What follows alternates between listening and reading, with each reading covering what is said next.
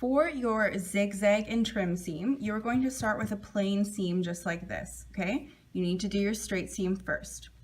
Then what you do is you put your machine into zigzag mode.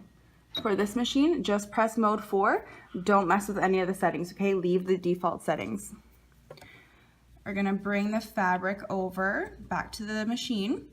And what you're wanting to do is you're going to want to zigzag as close as possible to the stitch that you just sewed on the right side of this line, okay? So when you're zigzagging, you don't need to back stitch. So let's just get going.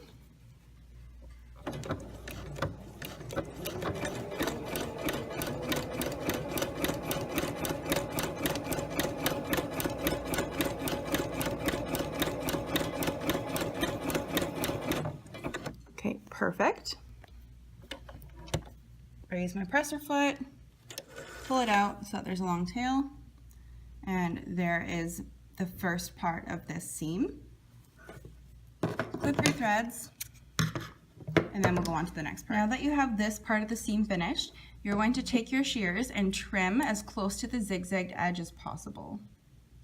So I'm not going to be able to do that on camera with one hand, so I will do that and then I will show you what I'm going to do. Okay, so we're back over at the iron again.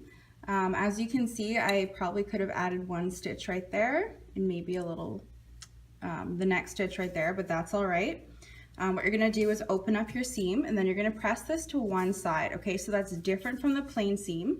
The plain seam, we press the seam allowance open. For this one, we're gonna press it to one side.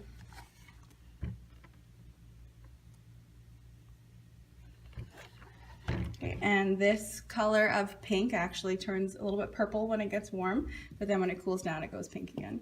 So that's pretty cool. But that is your zigzag and trim seam finish now.